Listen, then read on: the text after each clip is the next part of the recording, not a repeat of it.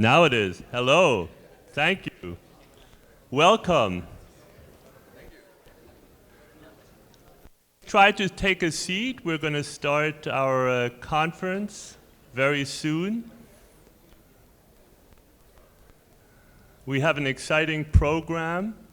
This is our second edition of SunRise Arabia Clean Energy Conference, organized by PV Magazine Group and Solar Arabic.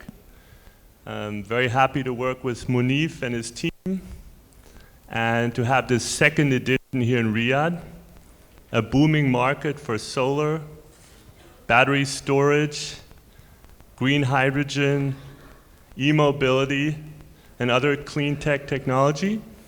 And my name is Eckhard Guras. I'm the publisher and CEO of PV Magazine Group. I would like to thank our sponsors, above all JA Solar, our lead partner, and then our platinum partners, Jinko Solar, Liebting, and Trina Solar, and also our gold partner, Ara Energy, and our exhibitor, Rely EZ, and also our knowledge partner, MESIA, the Middle East Solar Industry Association. And it's just amazing. I was looking at the numbers. Right now in the Gulf region, PV is generating under 40 terawatt hours per year. And in 16 years, we will be going to over 600 terawatt hours PV, even eclipsing gas, which right now dominates with 700 terawatt hours per year, but it'll shrink down to cover 40% of the power generation in the Gulf region, and PV will be more than that. So very impressive. On the battery side, 2 years ago there was zero investment in the Gulf region, and in 5 years' time, 2030, there'll be $5 billion in CapEx in the battery space. So amazing growth. So I'd also like to welcome the representatives from the ministries here in Riyadh and our friends from the industry, the private sector. Welcome. Now I'd like to pass to Munif further remarks. Thank you.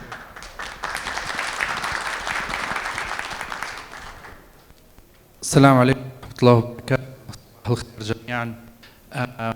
Very happy to see everyone here. I'd like to thank you all for attending today. I'm very proud and happy that we have representatives from both public and private sector, and I'll take this opportunity to welcome our colleagues and supporters always from the Ministry of Energy, the delegation. You are most welcome with our Taqa. I'm also very happy to have the delegation from Ministry of Industry and Mineral Resources, Wizarة الصناعة والثروة المعدنية, and also a lot of people joining us from different entities, including local content and government procurement authority, هيئة المحتوى المحلي والمجتمع.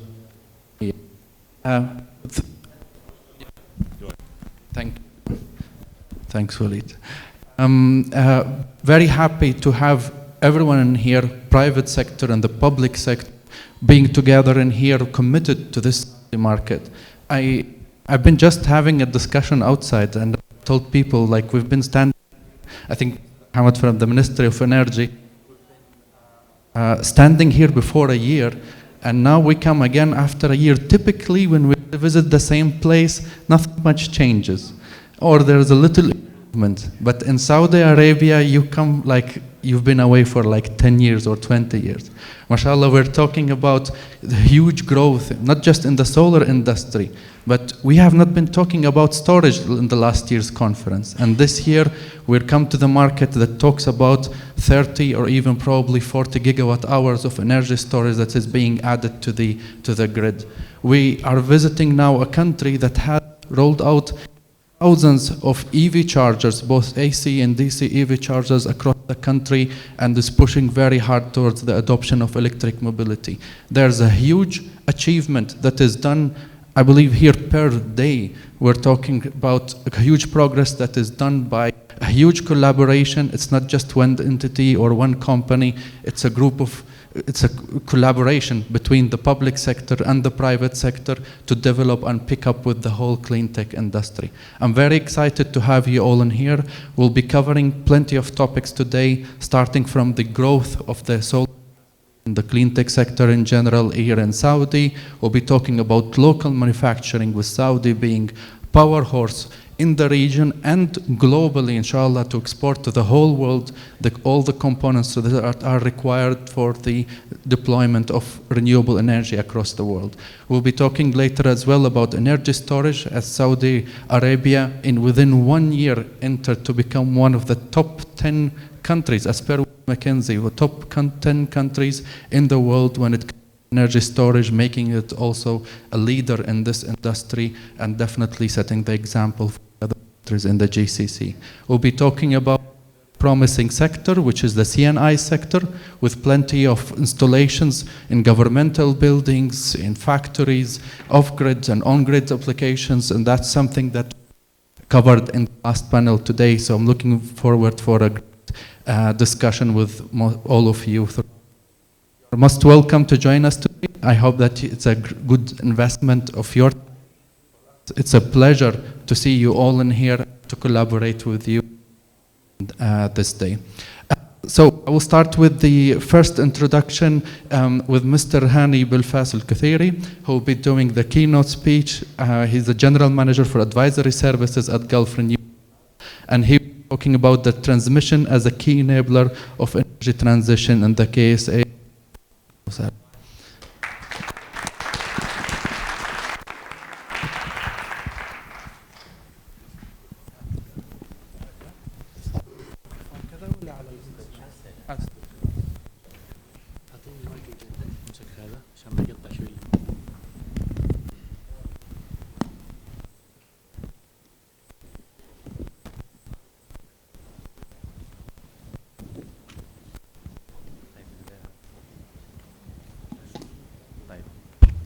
Assalamu alaikum warahmatullahi wabarakatuh.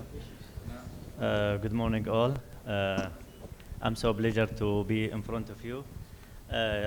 We will have just a quick brief about transition energy in KSA in general and GCC countries. At the end, we will have a small announcement with Mr. Enric about initiatives and collaboration between GRL and Bifi magazine. So in general, we will go for this for general background about energy transitions and energy dilemma for KSA and GCC, energy transition programs that followed in the country, challenges, solutions, and expected impact. So for the survey that had 2023, almost 62% of executive expect that the net zero emissions that will happen worldwide by 2060, and this is a long time, over than 30 years from now, that energy transmission looks slower, so as it has become even more difficult to ensure adequate investment returns. So this is one of the challenges, the ROI for this kind of net zero emissioning. Over than 42 economics, the World Bank pledged to invest 45% for 2025 for the climate change related projects, and the IFS estimates that by 2030 the supporting low carbon investment will be generate more than $10.2 trillion investment opportunities and create more than 213 million jobs and reduce greenhouse gases emission by 4 billion tons. As you know, by 2021, the exported from for the hydrocarbons in GCC, it's obvious is more than 50% of the exported. That is huge, and it's need يعني serious programs to reduce the the carbon emissions, and non-hydrocarbons export for Saudi Arabia for 2022 is increasing by 4.5%. There are challenges for energy transmissions in Saudi Arabia and GCC, like oil prices and demand decreasing globally. So this is resulting in financial challenges and significant increasing in internal energy demands due to modernization projects around the countries. Sustainable energy in the region provide non-economical justification, and fossil fuel have been the largest contributor for green gases emissions. All these challenges that face for these countries. As you've seen, the GCC countries all the GCC countries in the first 10 countries over the world for the greenhouse emission. Like Qatar, the first one for more than 25 tons per capita, and Saudi Arabia the 8th for 18.7 tons per year. So, carbon circular economy. Saudi Arabia, Qatar, Emirates have accelerated investment in carbon circular, and currently captures around 12% of global CO2 annually. Saudi Arabia has green initiatives and Middle East initiative to plant more than 10 billion trees in Saudi Arabia, and another 4 billion trees in the Middle East. Saudi Arabia investing around $1.2 billion in green buildings and retrofitting more than 90 mosques around the country. For net zero targeted for GCC, Saudi Arabia by 2060, and the rest of the countries 2050 for Emirates, 2050 Oman, Bahrain, Kuwait, 2060. This program supporting low carbon technologies such as green hydrogen and circular carbon economy. For targeted of renewable energy penetration for the countries, Saudi Arabia 50% by 2030, Emirates 44%, Oman 30% by 2030, and the rest of the countries. 2021 renewable energy forms in the countries is just 1%. Now it's huge transmission. What is advantage for green hydrogen? Why the country is looking for the green hydrogen projects? Not emitting any greenhouse gases when burned, and can be produced more from green sources, and can be produced from water as well.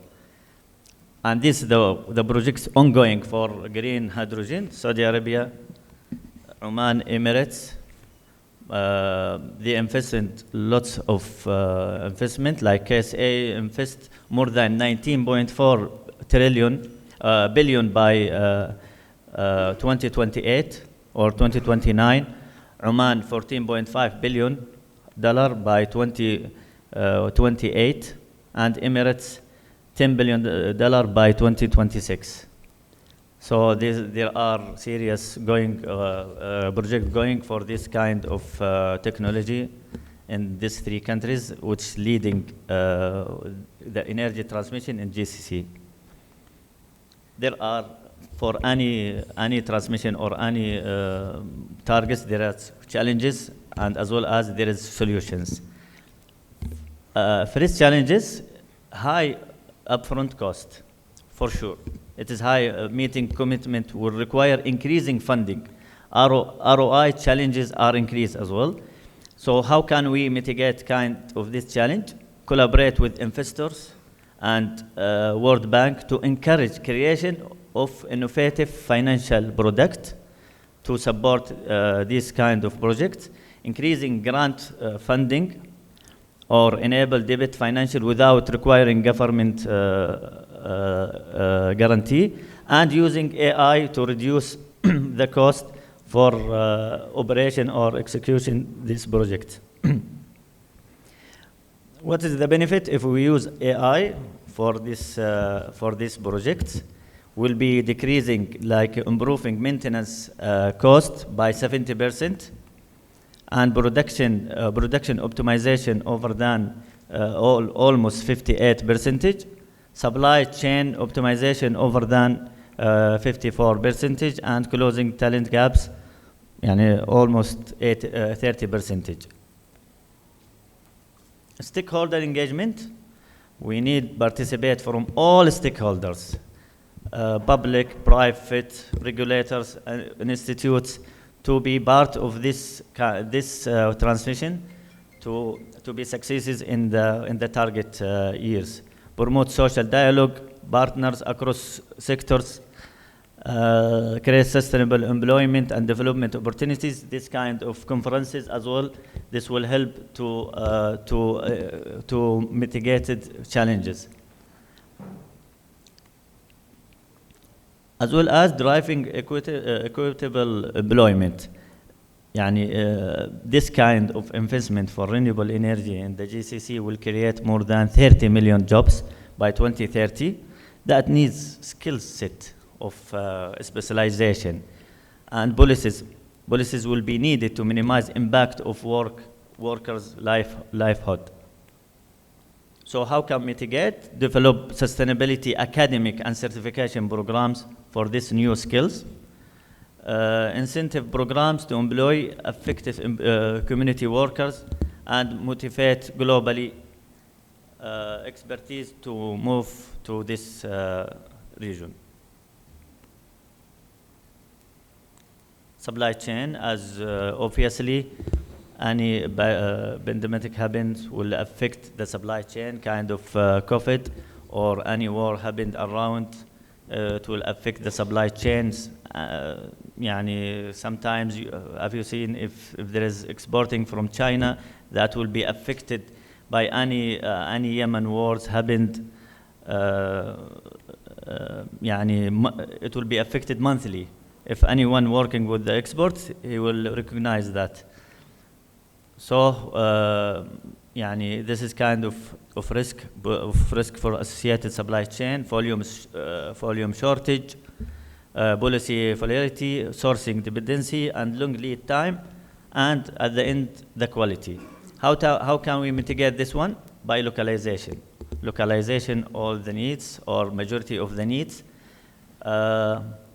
Positive impact of the national GDP if we localize as much as we can. Approximately 65% of global customers would prefer made in their country. Geographical approximately time zone alignment, short lead time, better service delivery. Job creation for the local community, it sends positive message about your brand. Easier to travel and support suppliers for the meetings. Low cost for logistic, as obvious. So impact expected for these transmissions, like GCC states GDP to jump up to 13 trillion by 2050 for all countries of GCC. Accelerate the economics diversification and reducing domestic demands on fossil fuel. Post-localization initiatives for proper security, and cut the greenhouse gases, this is the important, emission by 278 million tons by 2030.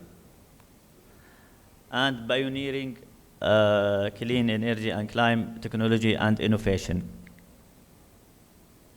And yeah, I invited Mr. Enric for the announcement and my colleague Mohammed. Thank you very much.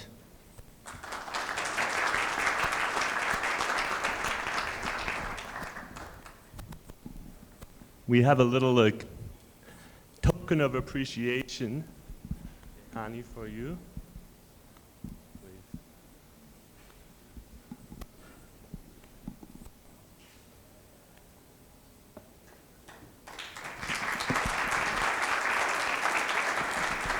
Thank you.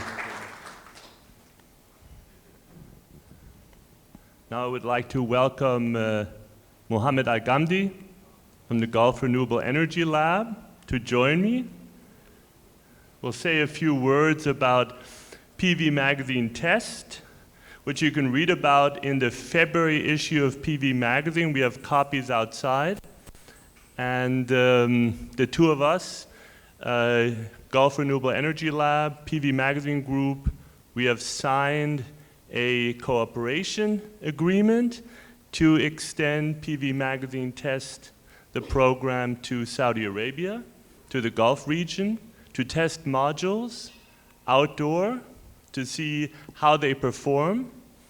What we do is we measure the specific energy yield, so the watt hours per watt peak, and then we do a ranking.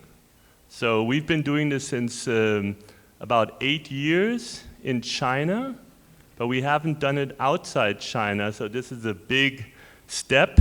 So I'm very excited by this cooperation and to work with GCC Lab, GRL here in Saudi Arabia, really looking forward to it. And I won't get into the details. There's an indoor test part, an outdoor performance test. You can read about it in the magazine, and looking forward to this cooperation.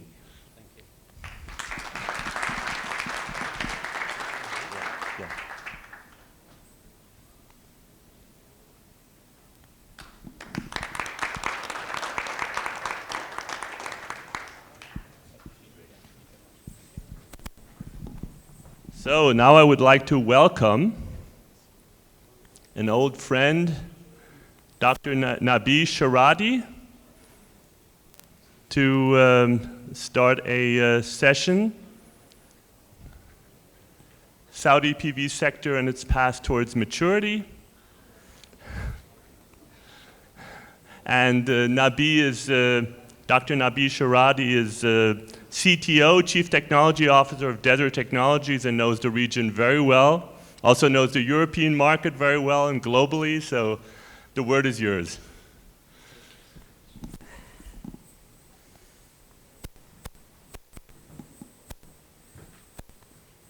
Let's start here. So thank you, Eckhart. Good morning, ladies and gentlemen. It's an honor for me to be here today with you and to moderate the session entitled Saudi Arabia PV sector toward maturity. Saudi Arabia has quickly grown into a strong solar market, especially in utility scale and CNI segments. Today, we'll discuss the opportunities and challenges for investors, for EPC contractor, and for PV manufacturer as the industry expands. Since the launch of Vision 2030, the Kingdom has embarked in an ambitious journey toward economic diversification and energy transition. Renewable energy, especially solar power, has become a strategic priority, reflecting the fundamental shift in the nation's energy landscape. There are several key drivers behind this transition: diversifying the energy mix by moving from the black oil to the yellow oil. This, of course, will allow saving more barrels and export while securing a stable and sustainable energy supply through the industry. Building a local PV supply chain reducing import, and stimulate technological development and innovation, and also keep the energy independency. This is one of the key that we forget, keeping the energy independency. If you want to move from fossil fuel to the renewables, we have to keep that in mind. Today, the kingdom is energy independent. And if with the shift for the solar energy, the wind, or other form of energy, they have to keep the control of the production, which is manufacturing and the industry. We're gonna have this afternoon a session about manufacturing. Okay, and at the same time, developing employment and local expertise through jobs that will be created because of that industry. Because only the industry can create jobs. It's not the APC as a lot of people thought. The APC don't create jobs. It just moves jobs from one sector to another sector. The industry creates jobs. This is an important point. For the opportunity and challenges with the world record low solar tariff, big projects and strong regulations, Saudi Arabia has positioned itself among leaders in solar energy. However, challenges remain. For the investor, they must manage changing rules, funding projects, project sustainability. EPC contractor face logistical and environmental challenges from extreme weather conditions when they build projects or they scale the project. This is what was one of the biggest issues for the first project made here in Saudi, the 300 megawatts Kaka project. It had a huge delay for these things that has not been, I would say, seen before. And PV manufacturer must compete with the global supply while localizing the production. Despite these challenges, the Saudi solar sector is on an upward trajectory, creating a virtuous cycle for investment, innovation, and sustainability. I am Nabi Shahadi, CTO Desert Technology, the first Saudi solar manufacturer of solar panel, and the first Saudi company for project development. I'm very glad and honored to have distinguished lecturer speaker with us today. Mr. and I would like to call them here on this, to join me on the stage. Mr. Hani Belfast, General Manager, Gulf Renewable Energy Laboratory, please. Yeah, he's here. Hisham Al-Ajlan, Country Manager, XNOR, please. And Muhammad Al-Afarik, Division Head at Spark.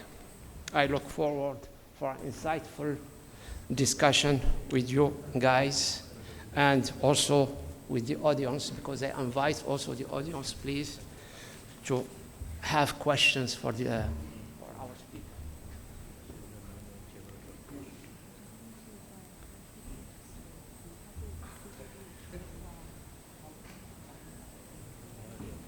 So welcome, guys. Thank you. Yeah, welcome, guys, and I hope that we're gonna have a very exciting panel as the first of the day, and always the first panel is always tricky, and the last one is also tricky. The first one is tricky because we don't know exactly how to manage and how the audience will react. We're still somehow sleeping, maybe, for some of you. And at the end of the day, we already sleep. We are tired, so it's tricky too. But I am pretty sure that we're gonna have. And to start right away, as the topics is the solar PV in Saudi Arabia and the maturity of that market, I would like to ask each of you to give the audience his opinion about how you perceive the current market status, where we stand today and upfront. Thank you so much, Nabi. Assalamu alaikum. It's a pleasure to be here. The way I see it, the maturity, it's a young it's a very young market here. But the change that we've seen, especially since the implementation of the regulations back in 2023, have really made things boom. And when I say by boom, I mean they've given us clarity as to how we can proceed in this market and how we can go forward. And the fact that the government is pushing for the zero carbon, so there are incentives in both industry and government, as well as in commercial, to decarbonize. And we seeing also the pricing of panels. Okay, they're now slightly going up, but going down over the last few months has also helped a lot. But I see that the market, because of the regulations being clear, and because of SEC getting more used to it, as well as Sarah, I think that's helped a lot. And the incentives also from the government, raising the pricing on diesel, that helps. And I think electricity is probably following. So I think the market's on its way. Thank you. Yeah, assalamu alaikum again.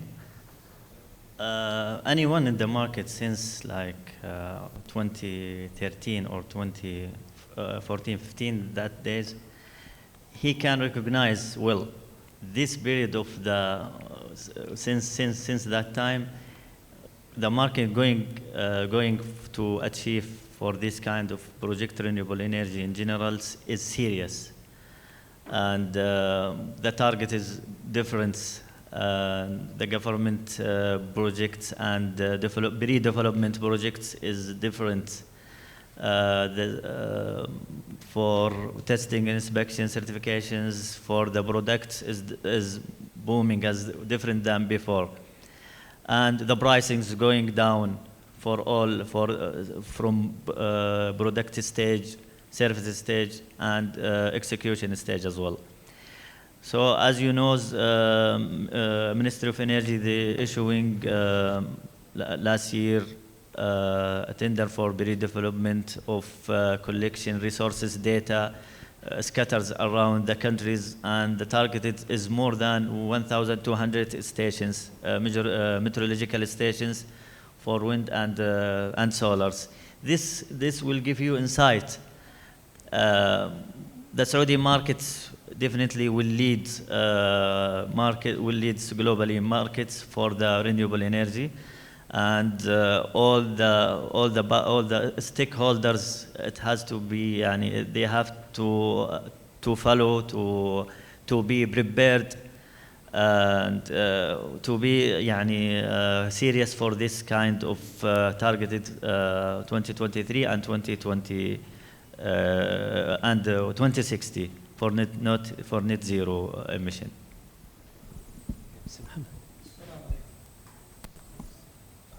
Good morning. I'm glad to be here with you today. I believe this topic is very interesting topic, which is hard to identify maturity date, even global.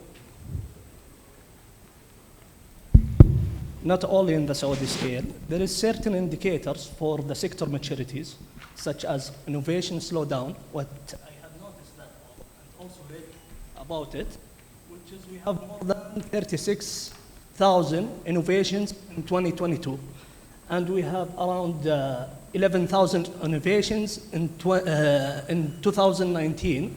That's showing not a slowdown. It's moving and huge leaps toward these sectors. So my personal assumption based on the research I have been through it from Deloitte, KPMG, and also KAUST, we could reach to the global maturity by 2050.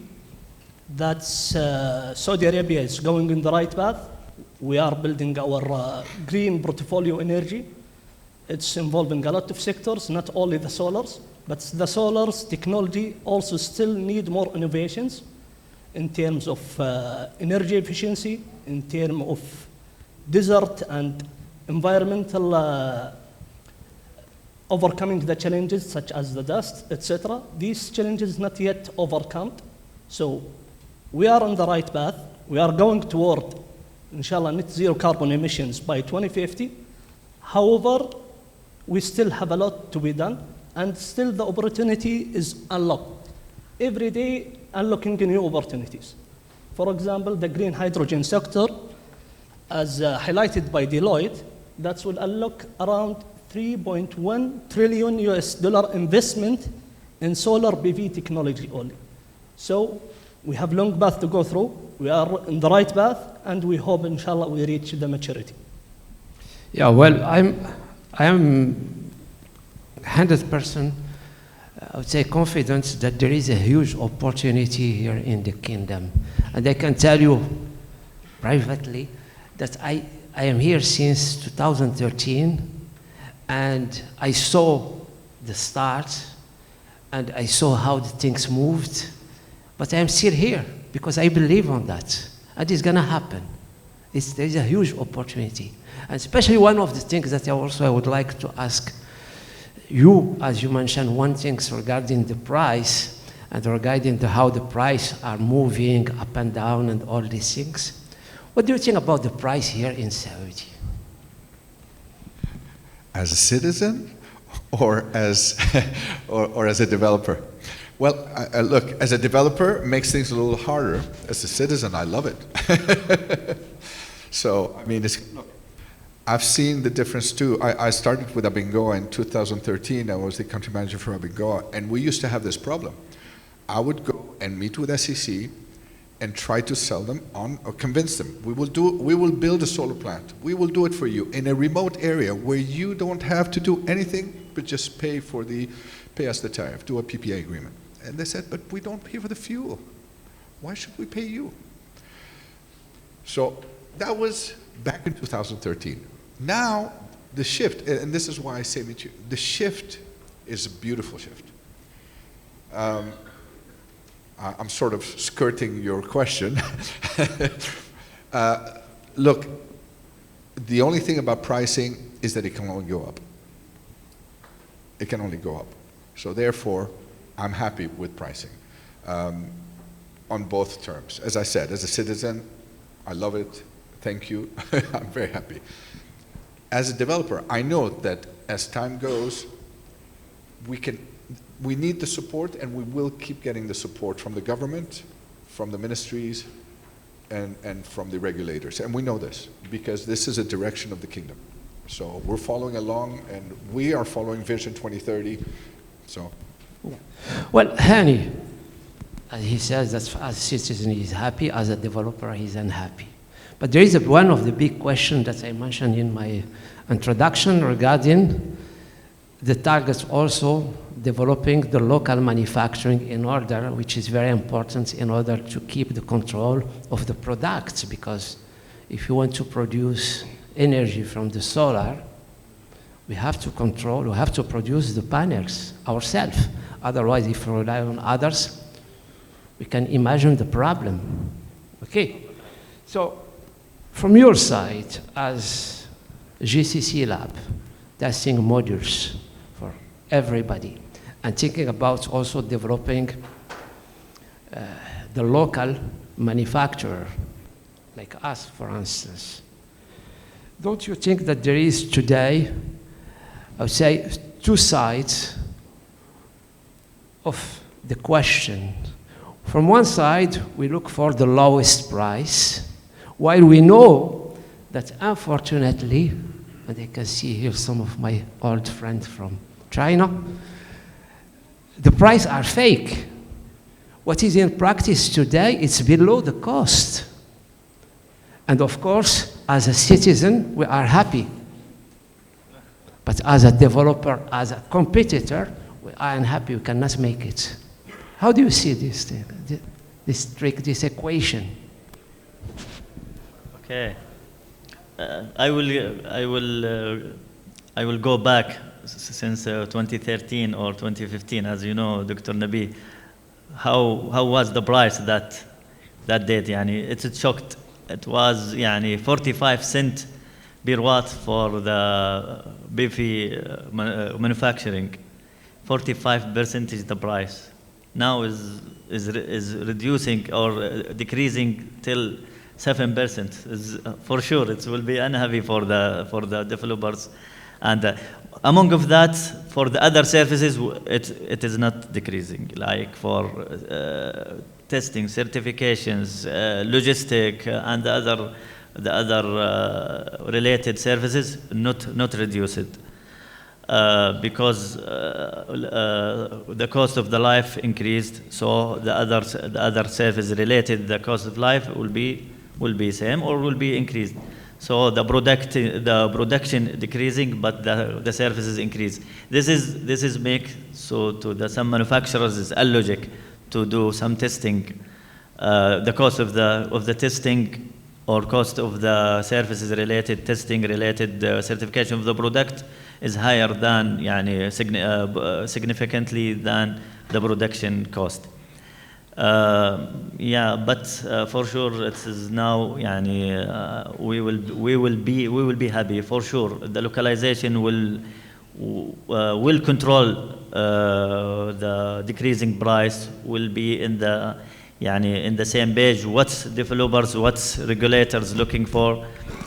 For us as a citizen, as my colleague here says, we are so happy.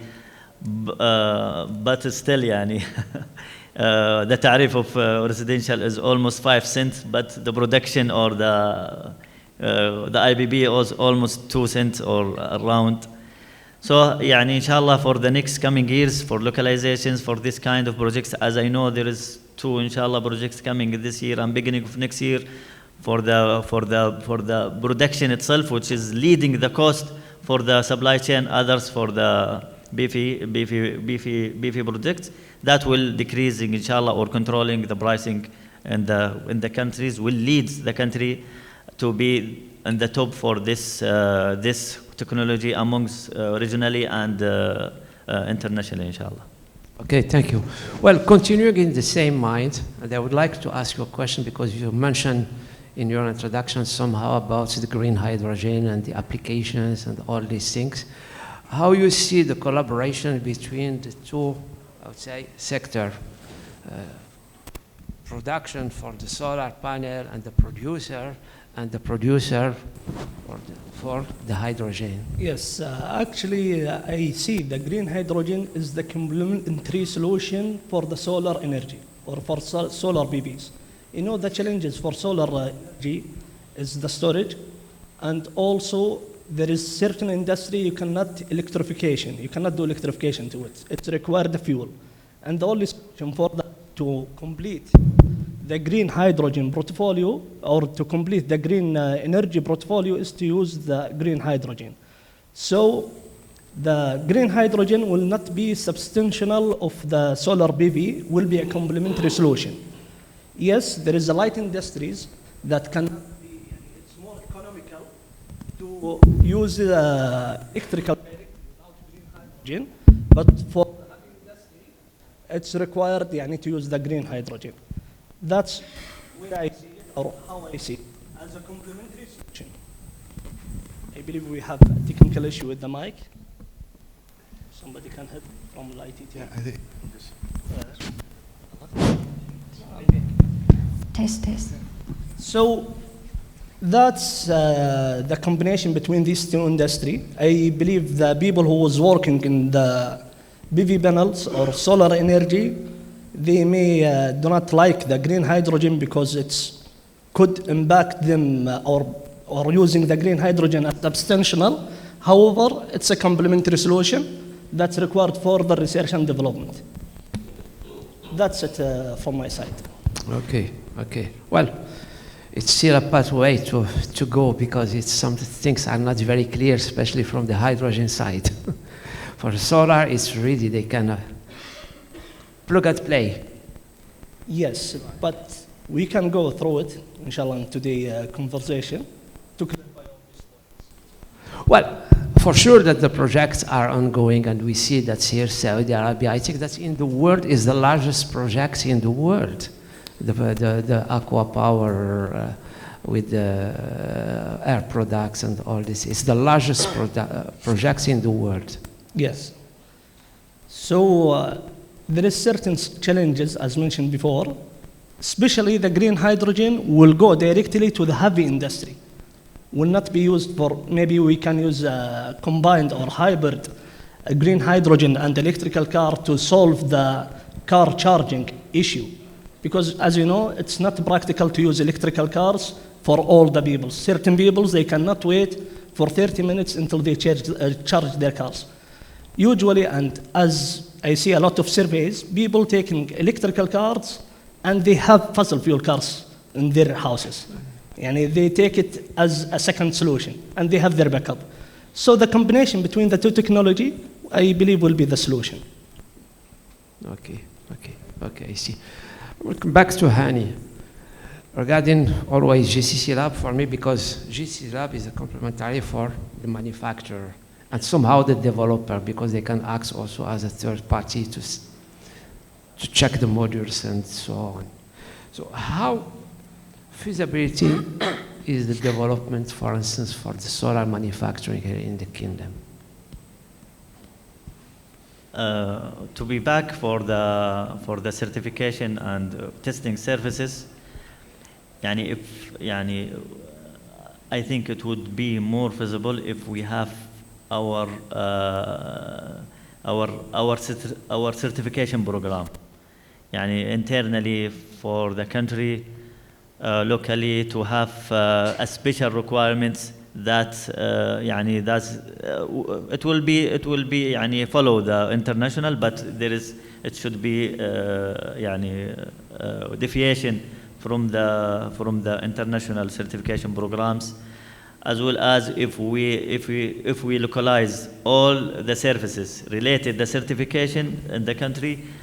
To be honest, it will be more feasible manufacturing in the country. As well, it will be obvious, will be reduced, the logistic cost will be reduced for some manufacturing related to the product, as well as kind of GCC Lab initiatives as a company to be strategic in the country for increasing manufacturing or industrial feasibility in the country, not just for renewable, for the other related industry as well. Certification, I think, and testing, this is very, very important key part to be feasible, the product, as well as logistic. If the factory far away in the Saudi Arabia, north or south, will be reaching any site in within 1.5 or 2 days. This will be more feasible for logistic and will be reliable for the project owners as well. I think it will be more feasible if we work serious for regulators, kind of for the testing, certification and logistics for this kind related. Well, I think that it's obvious that by producing in the market and being local producer for the local market, it's somehow for the logistic, as you said, is very interesting, especially with the price today, with shipments which are up and down, and more than up than down, and also in terms of securing also the products quality and all these kind of things. That is a very important point and a marketing point for the local manufacturer, I would say. Yeah, I want to switch a little bit and talk about the grid. And not about the grid. So how, because so far there is not that much that maybe perturb the grid, in terms of decentralized installations and all these things. But how do you see the grid here in the kingdom? Because we know, I just read a report last day about Germany, where they have a lot of installation, but they cannot be connected because of the grid problem. Okay, so how the grid here? Well, excuse me. With us, we're taking advantage again of the regulations and going behind the grid as distributing power. I think the grid here I don't know enough to discuss the grid, but what I find is that they are very active in expanding it and connecting where connections are still distant or difficult. Again, we can take advantage of being outside the grid, and we can take advantage of being within the grid. And the regulations help us in both sides. But I will leave it to you, gentlemen, since my knowledge of the grid is not. Maybe, Mohammed, if you have any insights about the grid, because one of the questions that's not really considered by maybe the utility companies and all stakeholders, the grid. And the grid is a crucial question. Today we are just focusing on developing projects, gigawatt, giga hours now, and so on. But we don't really have a focus on the grid, which is the key point. Because by developing all that capacity worldwide, and not only in the kingdom, but as I mentioned, it's in Germany, and I was not shocked because I know a little bit about that. But when I learned that many projects, I don't know how many gigawatt of projects already installed, ready to be to run, but they cannot connect them because of the grid problem in Germany. So how? I believe this is a big question. It could be answered in multiple portions, because the grid, it's regarding the capacity, the connectivity, and the coverage area of the grid.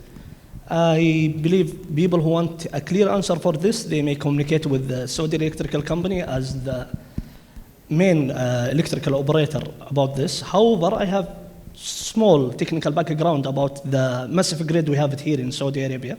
What we have noticed that the electricity, it's reaching almost each city and each country's small village in Saudi Arabia. That's connected all in master grid. Also in Saudi Arabia, we are delivering the power to Iraq. So due to our great grid, that we have the ability to deliver the power to different countries. I believe we have an excellent grid, but could be explored further with the specialized team from Saudi Electrical Company.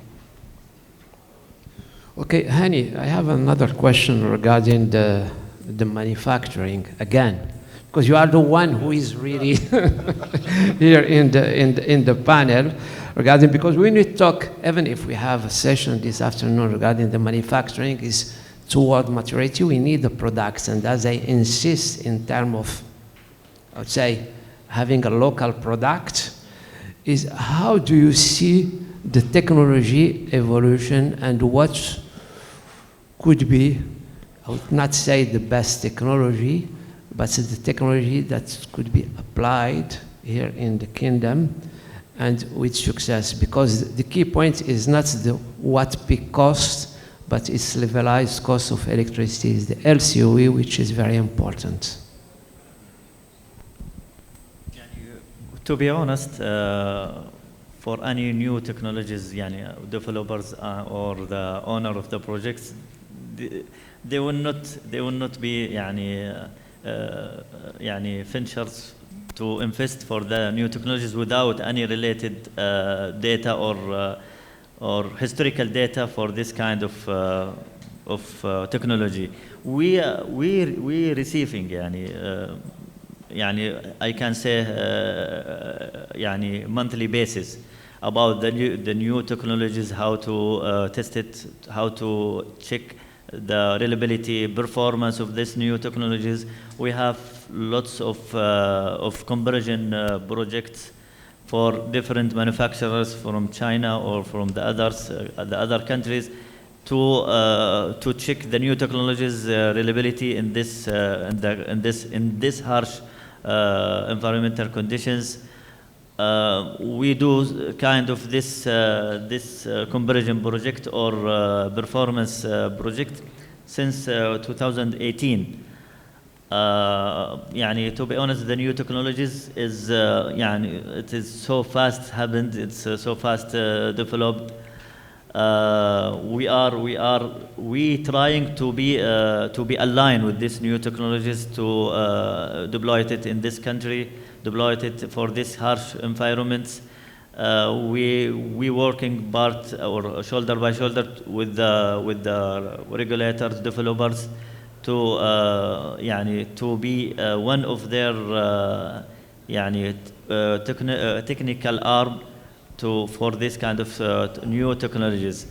But it seems it's 100%, or it is confirmed for the new technologies will be not deployment very fast in the countries as the previous or all technologies sometimes is not survive in such harsh conditions like high humidity or high humidity with high temperatures, or with as well as the hail in same season or in same 1 year. So sometimes not survive. So the new technologies needs to be more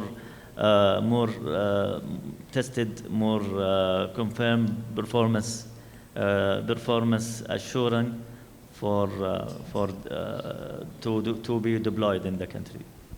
Well, I think that today the two competing technologies are, if we put aside the thin film, the crystalline technologies, whether it's TOPCon or heterojunction, they are, I would say, with a lot of history behind and the references, so they are proven technology and mature technology, but each one differs from the other one a little bit in terms of behavior on the field and all these things, and the cost somehow.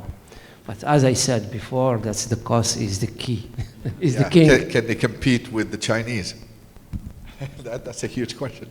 But the Chinese, they produce both technologies. Yes.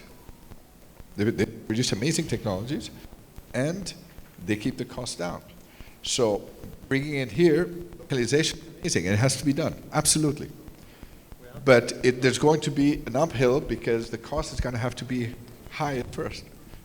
Or at least how higher. to bridge the gap from your point of view? How to bridge that gap that exists, especially we know, and as I said, that the cost today, especially in the kingdom, is below the cost.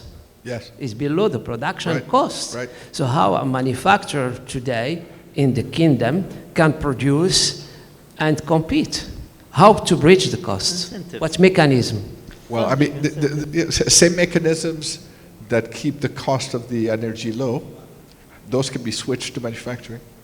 Those can be switched to incentives to manufacturing.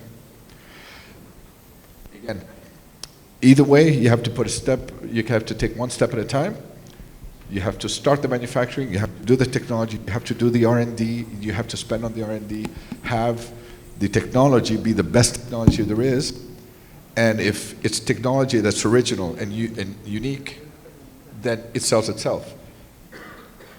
Yeah, but to step in, you need to interest the investor. The private sector and the investor, they are looking about how to get the payback. Yeah. This will start with the government, in my opinion. Please. If you allow me, and I believe we have two amazing programs here in the kingdom, the local content, along with ICTIFA, that incentivize the local manufacturing to give them more points in the bidding process. And I believe the manufacturing centers need to work closely with these two organizations to see how they can support and develop their projects. And what we have, maybe you're a CTO and the expert about this technology more than anybody here in the room. However, we have one main challenge of the solar PVs, which is the dust control, or how we can control the dust on top of these solar PVs. Because as we noticed, that have implemented the solar panels in the street lights, it's working for the first 2 months. However, when we have certain dust or waste, that will block certain points of the cells. So the solar street light, it's required a maintenance. And to maintain it, you need a man lift to go up there, and that's costly. If there is a solution that's fit for the Saudi environment or for desert environment, localized here in Saudi Arabia, I believe it will hit high. We can always use a mop. The issue with that, you need a man lift. It's street light. It's going 12-meter height, and that's costly. What we have implemented in our project in Spark, a new technology that have a solar thin film in the street light balls. So what we have noticed, that's reduced the maintenance cost massively. It's working now almost for 6 months, and it's working properly. It's a good application to be done in highways where there is a complexity to supply the power to it.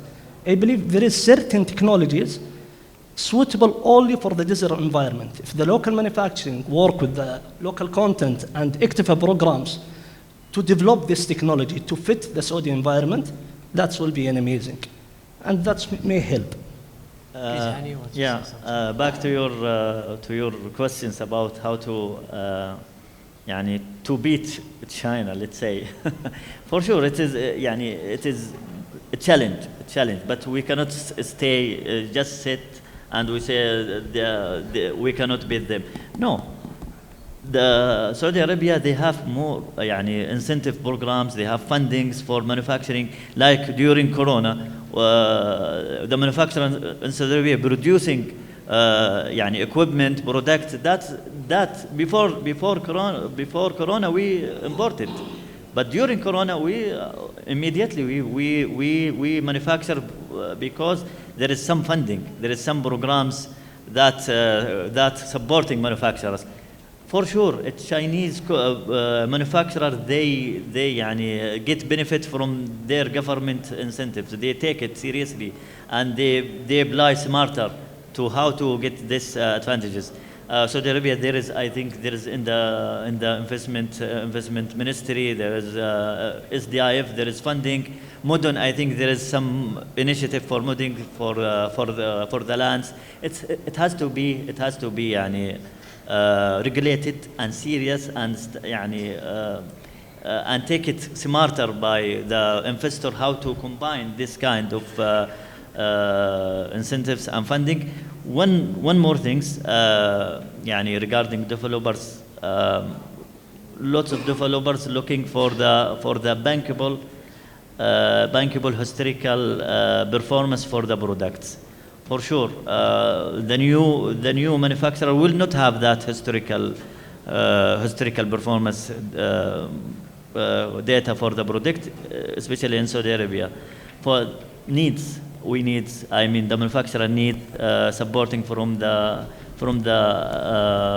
owner of the project or regulators to supporting the local manufacturers to make their product more bankable or more reliable with testing hand by hand, step by step. So this is we can build historical performance for the manufacturers, and can be easy getting lenders to invest in their project. Okay, I have two points that I want to jump in. The first one, when you mentioned that's about the local contents never develop the industry worldwide. And especially here in Saudi, it doesn't help the industry, because the local content means that in your costs, APC costs, you can include everything.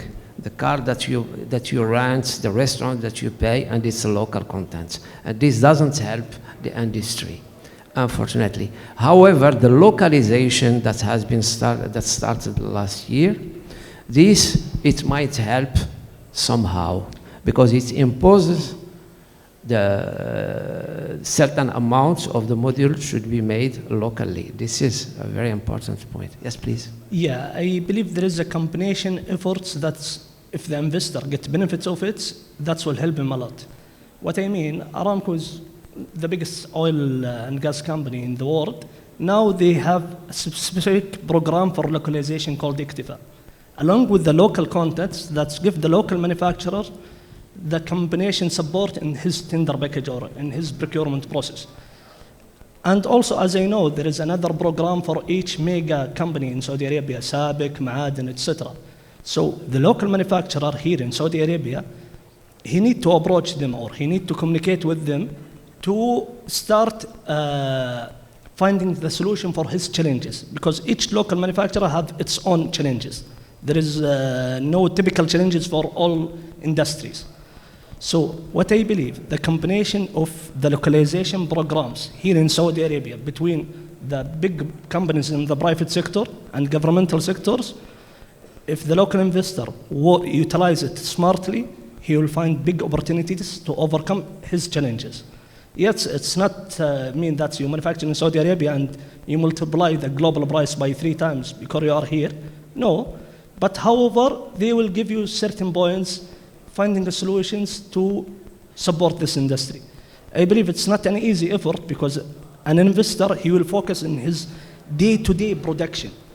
He need a lot of work to be done with other entities and to get to know these entities and get involved in all this, mashallah, massive programs from different entities.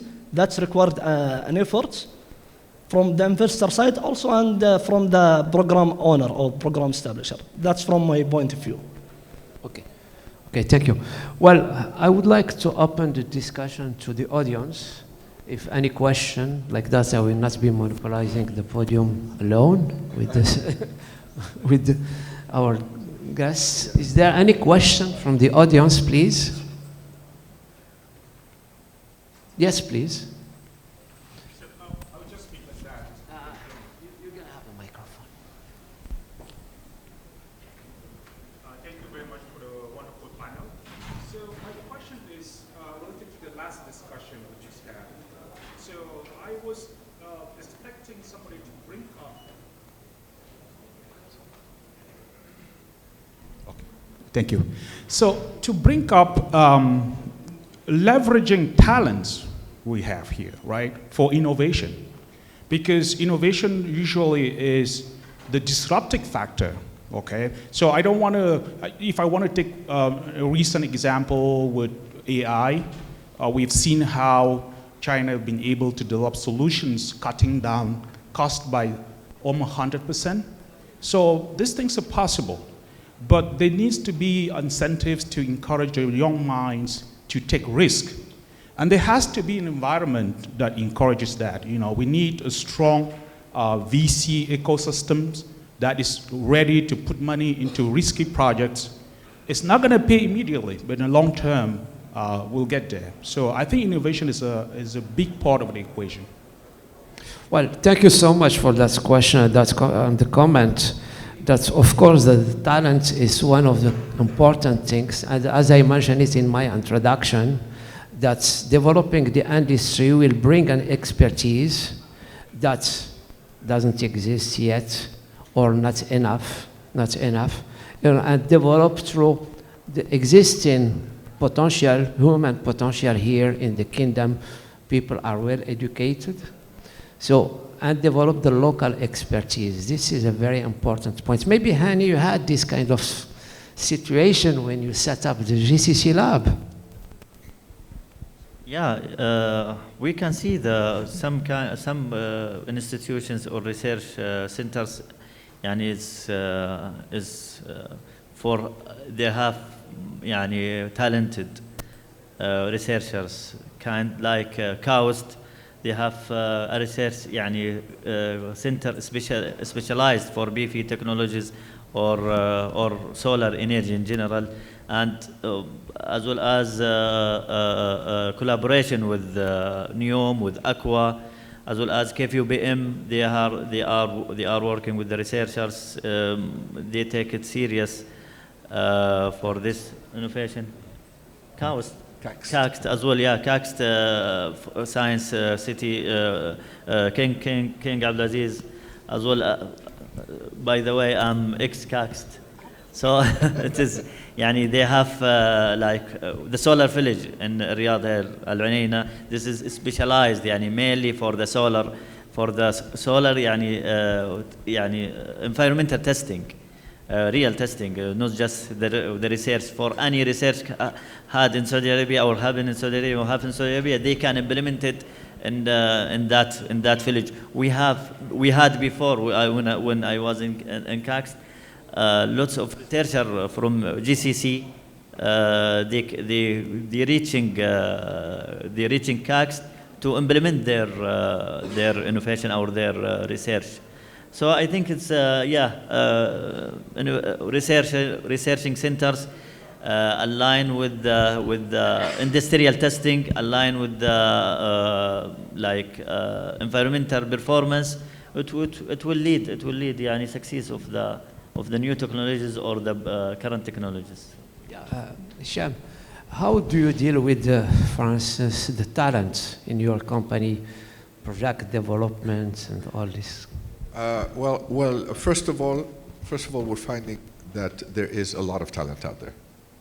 The Saudi market has young, aggressive, educated, smart people. But what we do also, we make sure to mentor them. Not just our staff, we also mentor people just out of school, doing programs like that. So it's very important to make sure the community is gaining from our knowledge. So, yeah. Well, I do remember regarding the talent and PV Magazine, who is one of the organizers of the events. I wrote one article about the talent in Saudi Arabia 6 years ago, maybe. Yeah, talking about that. Because I'm convinced, I'm very sure that developing the industry, GCC Lab is one of these, developing the industry, it will bring expertise and develop the talent, because we have really here, since the politics that has been started 10 years ago, regarding the development for the new generation. And Saudi Arabia has, I'd say, over 30% of its population below 30 years. 30 years. So this is very, very important. And also regarding the innovation, because your comments, they had 2 points. The innovation, we have, I would say, certain institutes, and especially I can just mention about COST, and maybe Spark can tell us also what they are doing. COST, I witnessed when they start, all the phases they pass through, and today they are worldwide referenced with their research, and their work that they are doing is recognized, and it's hitting the world record in terms of innovation and development.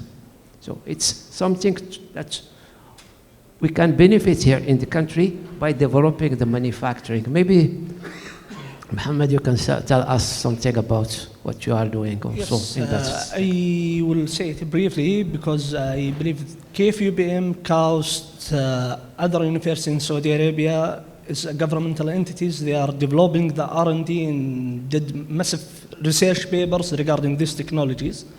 Private sector, I believe he need to invest more in local R&D in cooperation with the professors in the Saudi universities.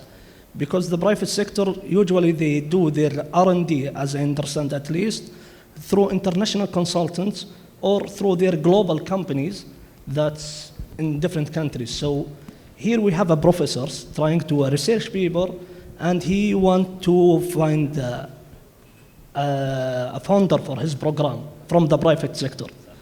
Unfortunately, as I interact with some of the professors, it's not easy to find a private sector founder for your project here in Saudi Arabia.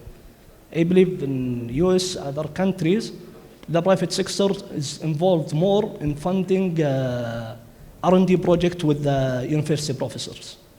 That's from my point of view. And in the talent programs, I believe there is multiple talent programs done for the Saudi youth to get them more in solar energy related industries. That's Okay, so I would like, because they are telling me that the time is over, so I would like to conclude saying one thing, is that as the title is toward maturity, and all what we discussed here with our distinguished panelists, that I would like to thank very much, that Saudi Arabia is definitely the land of opportunities. And I would finish saying one quote, or what has been said by His Highness the Crown Prince during the first FAII. He says that in 5 years, that was in 2019, if my memory correct, the world in 5 years will move to the Middle East region and with a focus on Saudi Arabia. We can see what's going on today. I'm not talking about politics, it's not my point. But we can see exactly what's going on today here in the kingdom. We can see the future that Saudi Arabia offers. So I think that we can have a real vision to, I would say, help support the Vision 2030. And I would like to thank you again for your insight. Thank you so much. Thank you very much.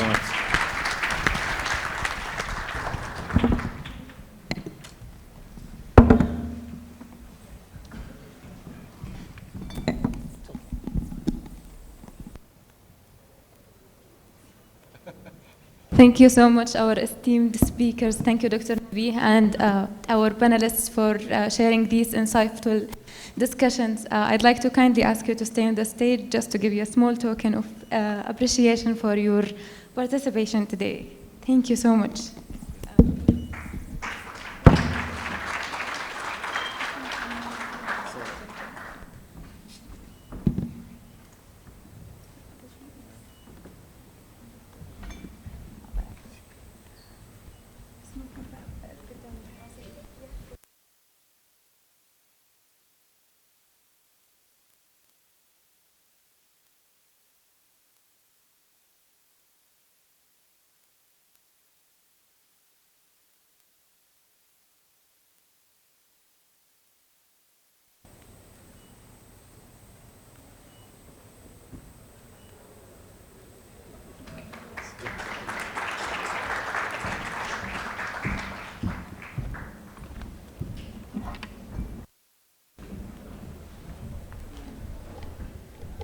So again, thank you so much for your amazing discussions today, for sharing these amazing discussions on the Saudi PV sector.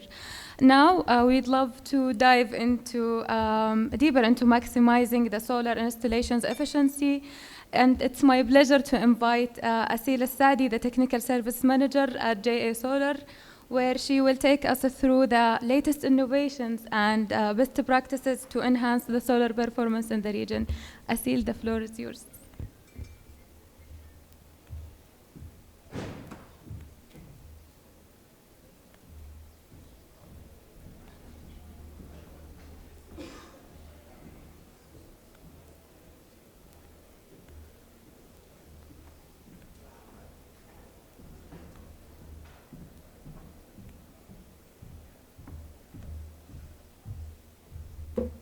Assalamu alaikum everyone.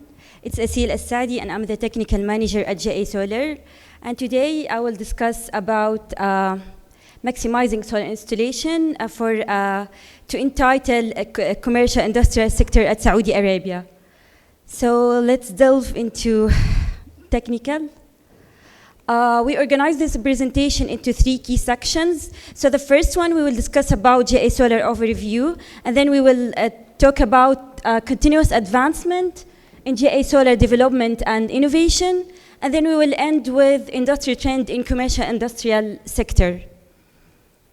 So let's talk about JA Solar. JA Solar is one of, among other top companies in the world, and it's tier 1. It's up to this moment, we have reached around 246 gigawatt, including 70 giga of only in 2024 alone. And we're backed and supported by rigorous R&D that we have. We also have more than 1,899 valid patents, including more than 1,000 of invention patents. And we also reached across 178 countries in the globe. So this is like strength in numbers, and represents almost 246 gigawatt, represents almost up to Q3 2024. If we add Q4, it will be higher than this, but up until we end up or finish the reporting for Q4. So I need to delve into technical part and discuss GA Solar roadmap in terms of technology. If we need to go back to 10 years ago, in which we used B-type technology, if you remember, we moved from back surface field and then to PERC, which is passive-aided emitter rear contact. And so that time we had like several advancements in terms of efficiency and price for the PERC technology, up until reached to the level in which we can't improve more in terms of efficiency and the price of PERC. So the shift has been done towards N-type technology in 2022. So that point helped us to move from B-type technology into N-type, in which, like in N-type technology, we have the approach that to find a technology that exhibit a characteristics of mass production. If we talk about mass production, we have to think of a room to improve efficiency, cost, and control yield. So in order to fulfill all these factors, you have to think of technology that can exhibit all these characteristics. And gradually, TOPCon dominated the market to achieve and fulfill all these parameters. So at GA Solar, we're focusing on TOPCon, but we're also exploring other technologies such as heterojunction, back contact, and I'm sure that you hear about tandem. Tandem, it's like the rapid breakthrough in the efficiency of tandem, which is perovskite and silicon cells, is a hot topic in the market. And at GA Solar, we're exploring those technologies for the future. So up to now, we have reached 26.3% of TOPCon efficiency. As discussed, GA Solar is one of the other top companies in the market. So we're focusing on vertical integration. We start from wafer. We start from ingot, then we process them into wafer, and then to cells, to assemble them into modules, and then we deliver modules to the client so that you can install power plants or other projects. And what's the benefit of this? We can control every stage, and we can control the delivery as well. And in terms of the factories that we have around the globe, of course, we have factories in China and other in Vietnam and US, but we also added a factory in Oman, which is the new addition to our manufacturing list. So we will have a capacity of 6 gigawatt from cells and 3 gigawatt for modules. And it's under development and construction right now in Oman. So GA Solar is Tier 1. It's 100% bankable and recognized by BNEF. So this shows strong financial stability for GA Solar. In terms of sustainability, because sustainability is also a hot topic currently, so GA Solar is actively collaborating with different programs in order to contribute in environmental protection and to reduce carbon emissions. And so that we have several awards, such as a silver medal in from EcoVadis, and we're also the first to register as task force in nature-related financial disclosure, and we also published other sustainability and biodiversity reports last year.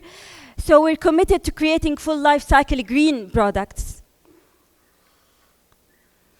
And we collaborate with different R&D centers in the globe in order to improve cells efficiency and module design to provide our clients with valuable products that can achieve their maximum target and also reduce carbon emissions, to contribute in reducing carbon emissions. Like once we provide high efficient products, you can contribute in reducing carbon emissions and CO2 emissions in the environment.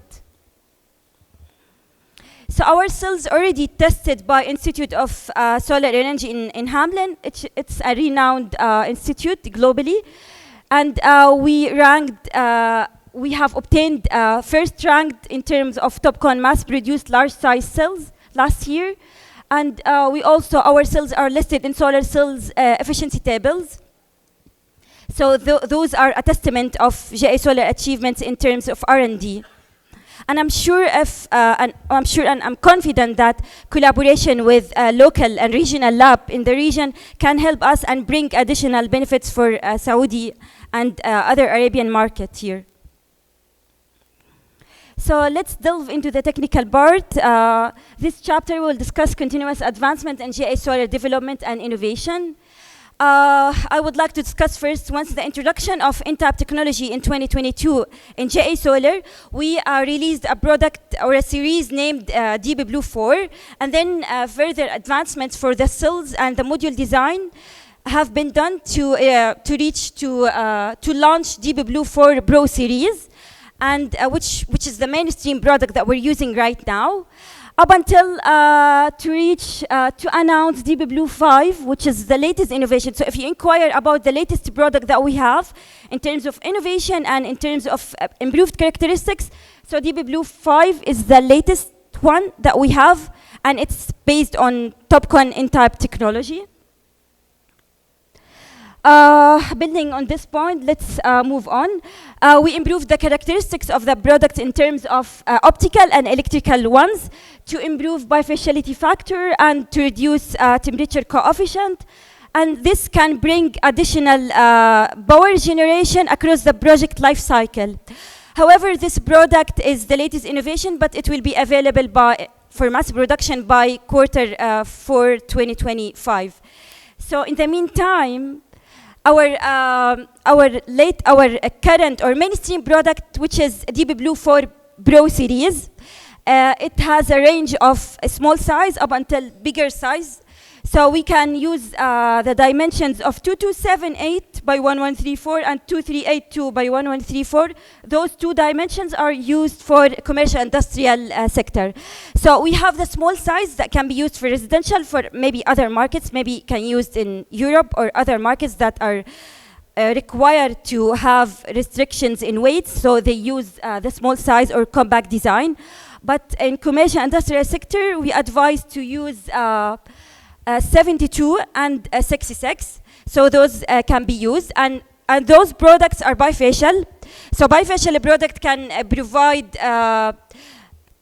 can perform well and under harsh environmental conditions, and that's supported by testing results from different institutions and across various climatic chambers, and also tested by demonstration projects. So bifacial modules can work and perform well under harsh environmental conditions, and once we have high temperature and high humidity.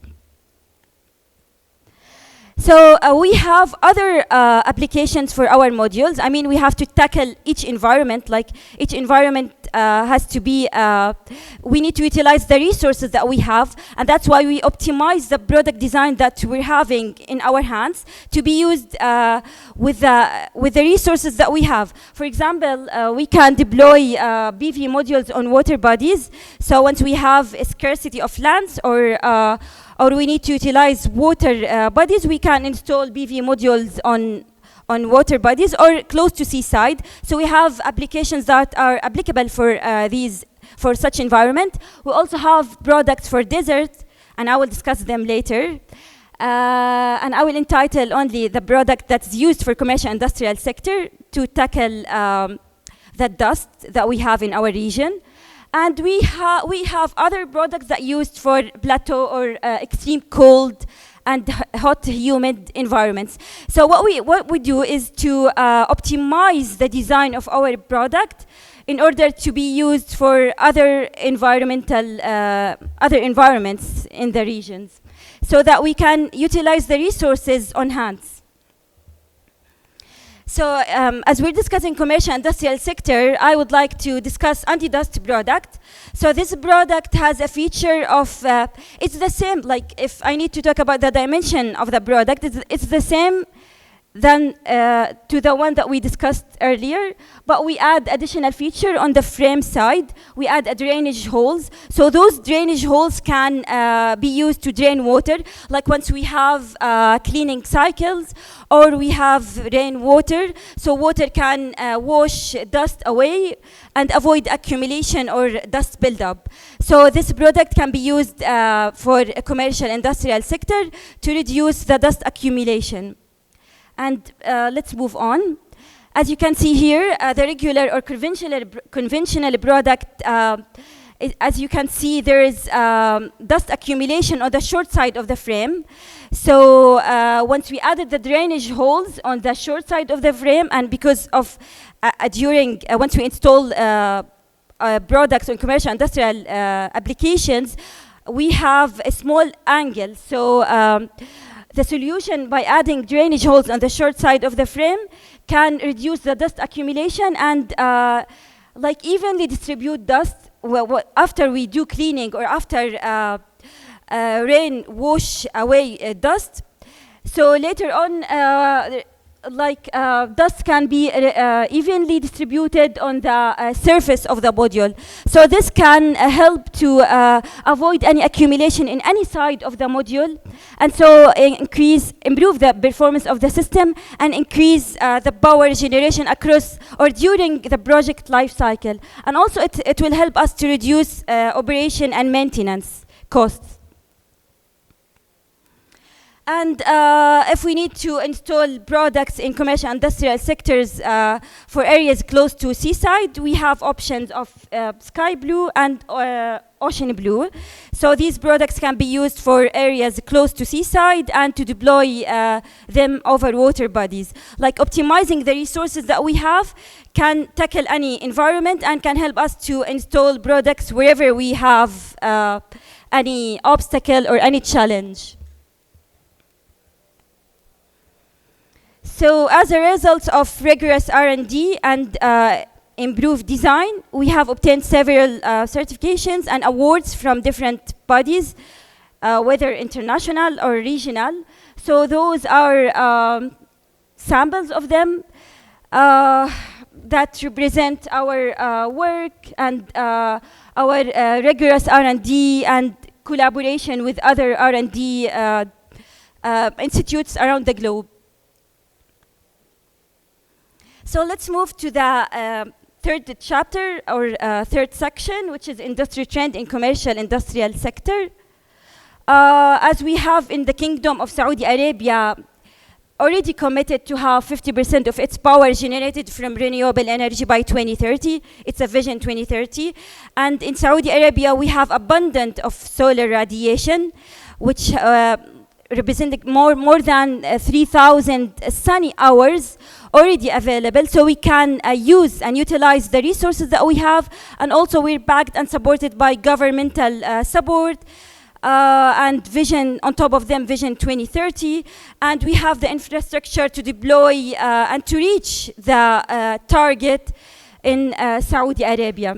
However, challenges remain, and at GA Solar, we're addressing these challenges that we have by providing high efficient modules that, such as bifacial products in type that has high efficiency and can help us to increase that can help our clients to have higher energy yield and to lower levelized cost of electricity, and so that you can achieve to accelerate ROI, return of investment.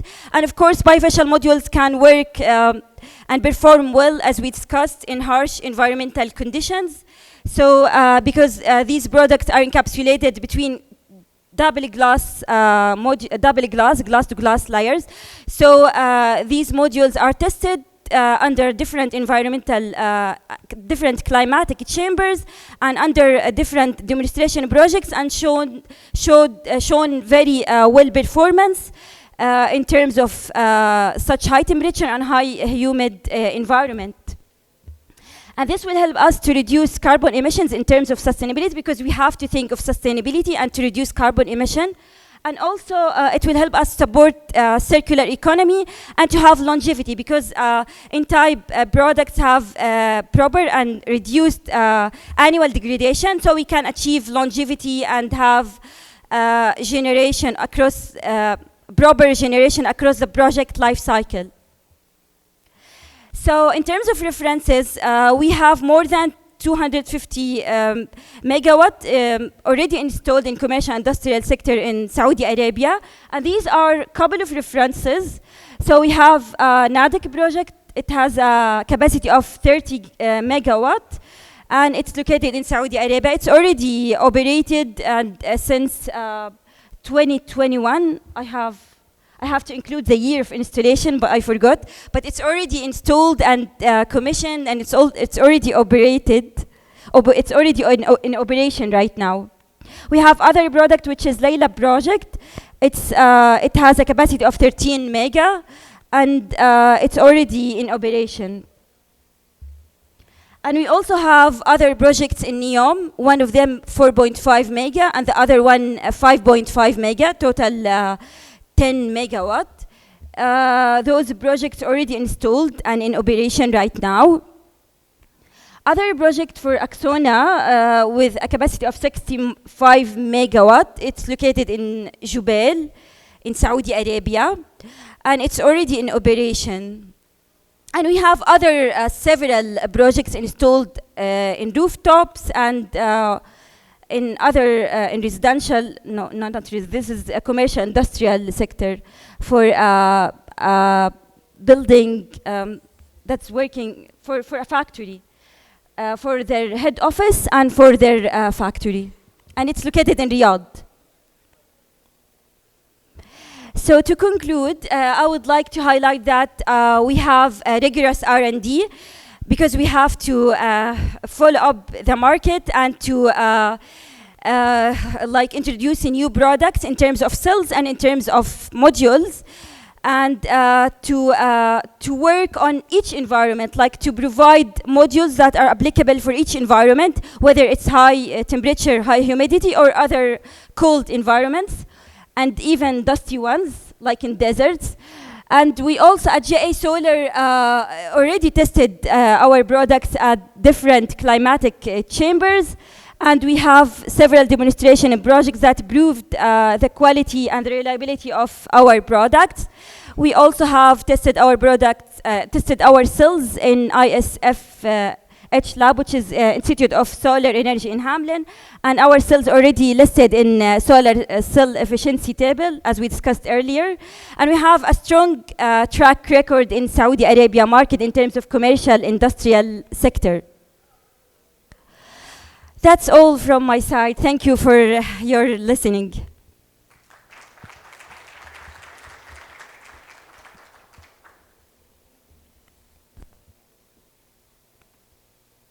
Thank you so much, Asil, for your amazing presentations. And for sure, during the break, people will have a lot of questions for you, so be ready for the questions. I'd like to kindly ask you to stay in the stage and ask JA team to join us, and Munif and Ekhart to thank our lead partner for the event. Thank you so much for making this happen, for your continuous support for sustainability. Thank you.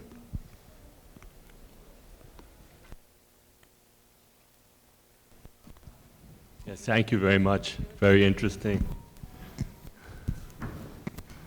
Thank you. Thank you. So, I'd like to invite the middle in here, please. We wish to thank JA Solar for being the lead sponsor for this event and for enabling us to deliver this session today. Thank you very much, JA team.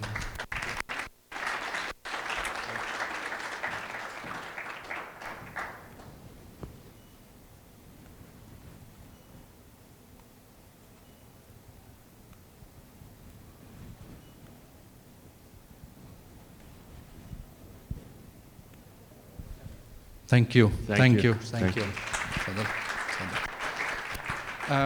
I'll get now to the last part of this first half of the day before we go to the lunch break, and like to announce the start of the Solar Arabic Solar Awards. It is the first year that we provide these awards here in the region, and we started with Saudi Arabia with the basic principle that there is a lot of hard work, and it is time after these big achievements to start recognizing some efforts in there.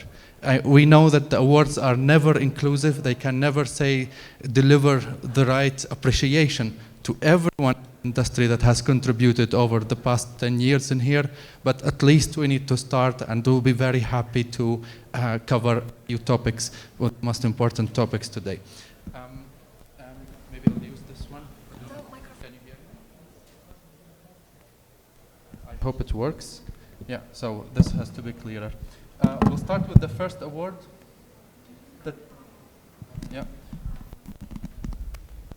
I will start with the first award, which is the Distinguished Woman in Renewable Energy.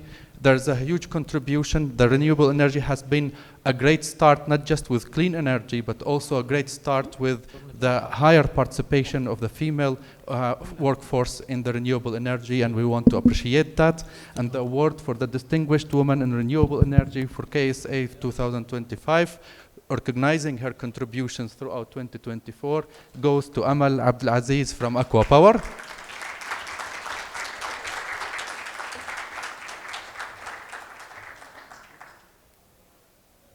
I'd like to invite her to the stage.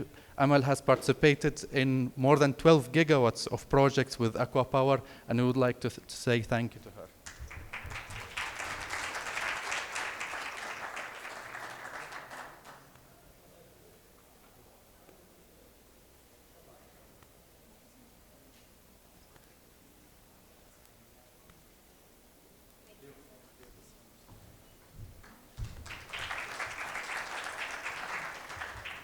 Obviously, with all of these gigawatts that have been built, we decided to create a special award for the Distinguished Project Manager. And this has been a very important award that reflects the amount of work and gigawatts that have been built in Saudi Arabia over the last couple of years. And this time it goes to Mr. Muzaffar Dar from Aqua Power for his huge contribution. Mr. Muzaffar has worked as project manager for Kahufa, and so their projects managed more than 3 gigawatts of installed projects here in Saudi Arabia.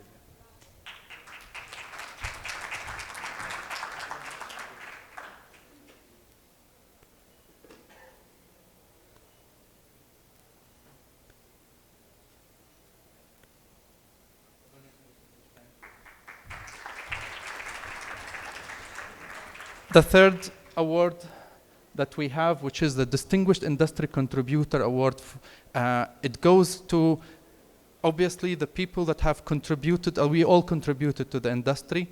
We focused more in Solar Arabic because we believe in education and we believe in knowledge share and knowledge transfer to the people from the people that have the experience and the exposure working on big projects, to all the others that would like to enter the industry and also make the career switch towards renewables. And for that, we would like to appreciate the efforts of Mr. Mohammed Saad Dweik, who is the technical director of Jinko Solar.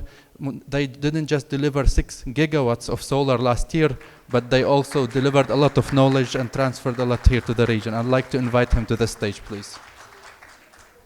Is Mohammed around?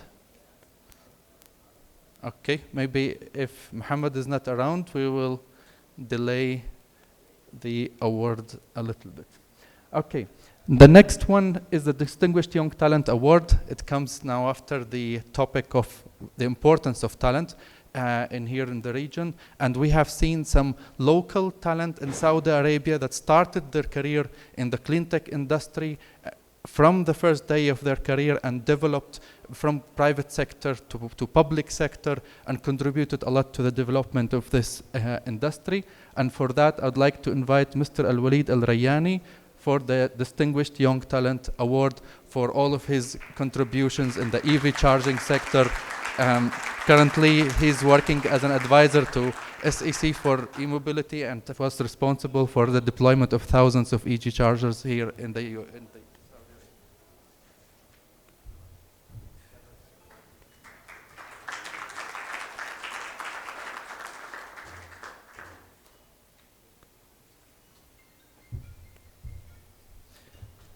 The next award will appreciate something very special here in Saudi Arabia, the research and development, the role of universities in researching a lot of topics related to new technologies and the deployment of solar in different applications. And for that, I'd like to appreciate the efforts of the team in King Faisal University, and today it is represented by Mr. Muhammad Abdulaziz Muhammad Al-Tawil for his research in energy-saving air-to-water pressure amplifier for nanofilter desalination with the use of solar energy, and they received the patent for their amazing work in the university.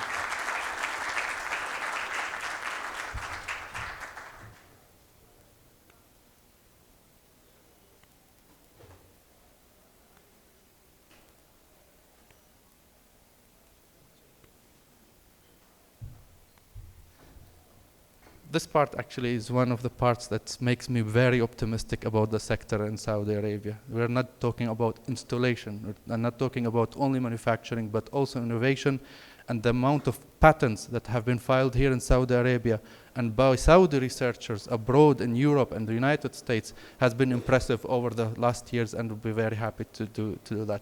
Now we have Mr. Muhammad Saadi. Please join me here on the stage to receive your awards.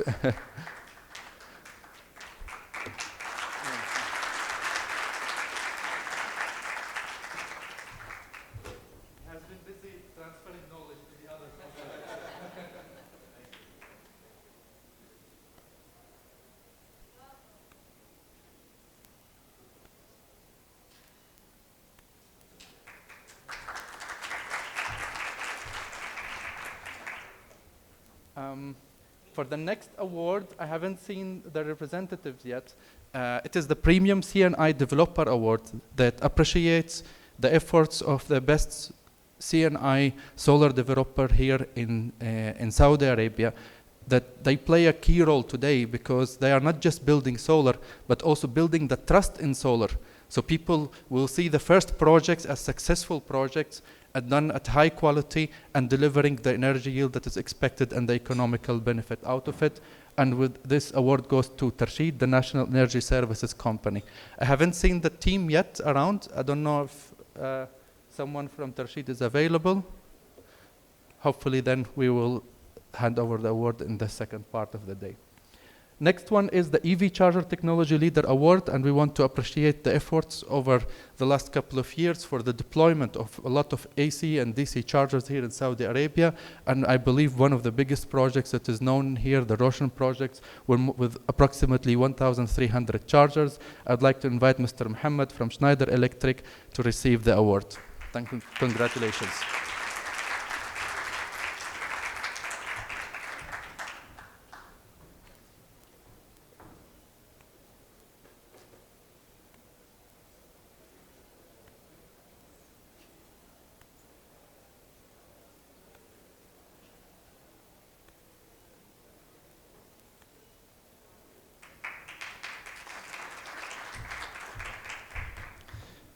The next award goes to the National Solar Distributor. The National Solar Distributor the distributors play a very big role for smaller projects, delivering high quality products, high quality service, also trust in the solar, let's say, design and components that are reliable in order to achieve the success of the installations. And that's something that goes this year to Ishraq Solar for their great efforts in the Saudi market. I'd like to invite the Ishraq team here to the stage, please.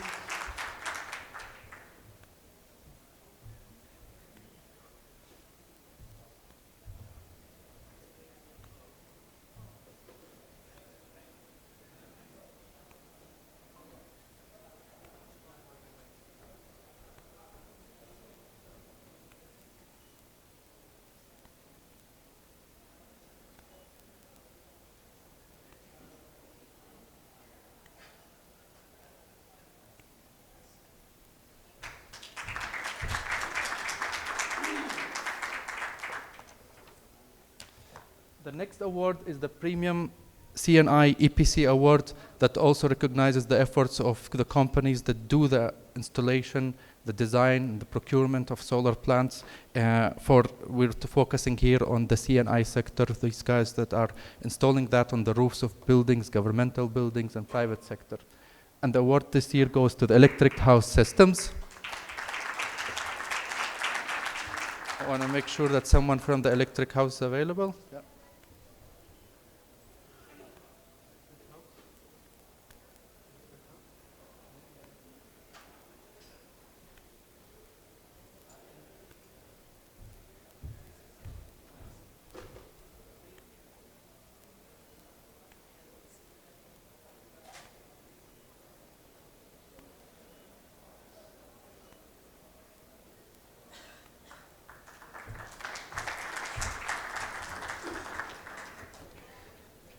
Now moving more towards the technology part, we would like to appreciate the PV Module Technology Leader Award.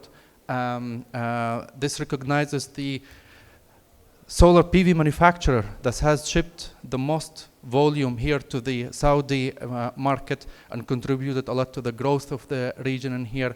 And the winning company is the one that is actually building its first factory here in Saudi Arabia to produce solar modules made in the KSA, and I'd like to invite the Jinko Solar team.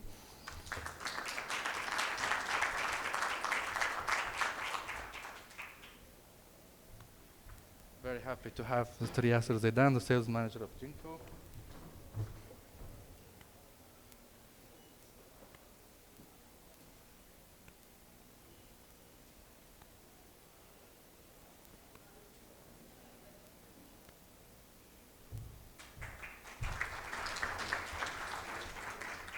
Speaking of manufacturing, now we come to one of the biggest, I would say, prides and achievements here in Saudi Arabia for local manufacturing, and we'll be awarding the PV Tracker Technology Leader Award that goes to the company that has a production facility of 12 gigawatts here in Saudi Arabia in Jeddah and have contributed with their technology to many projects here in Saudi Arabia. PV Hardware Solutions, I'd like to invite Mr. Yusuf Sayed, please, to receive the award.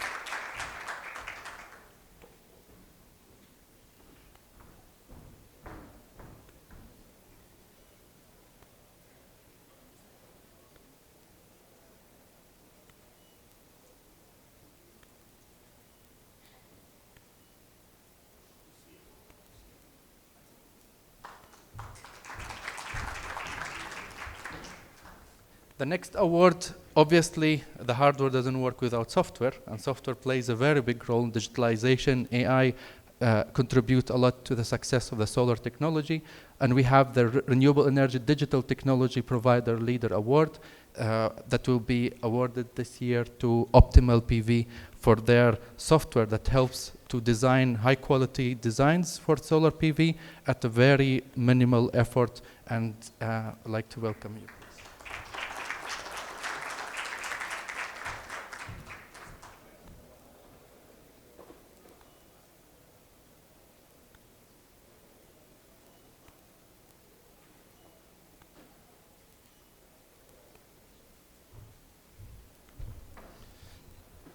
The next awards go to the companies, two very important brands that have grown a lot in the last year here in Saudi Arabia as technology providers. The next award is the PV Growth Driver for CNI, which goes to JA Solar. I'd like to invite JA Solar team, please, to receive the award.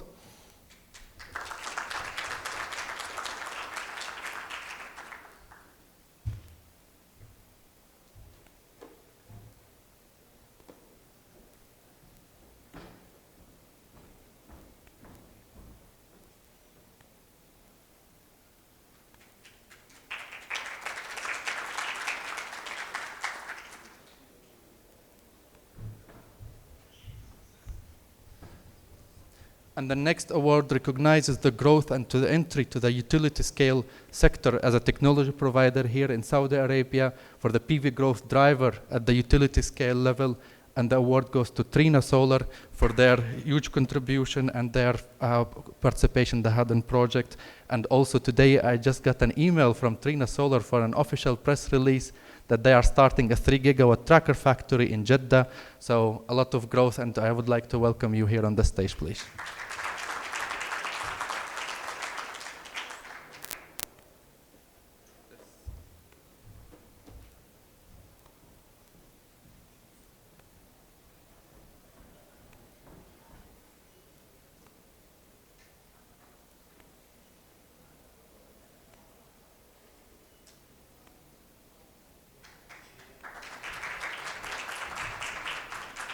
I think that the big award for us all is to take a break finally after this long first half of the day. So we will go together for a prayer break and lunch break. Will be combined together for approximately 50 minutes. And I would like to ask you to return back at 1 o'clock and 10 minutes. We'll be starting with a very, very exciting presentation. And I would love you all to attend and to also get the knowledge from our speakers, from Mr. Stefan from APRICOM. So looking forward to seeing you soon. Enjoy the break. Thank you.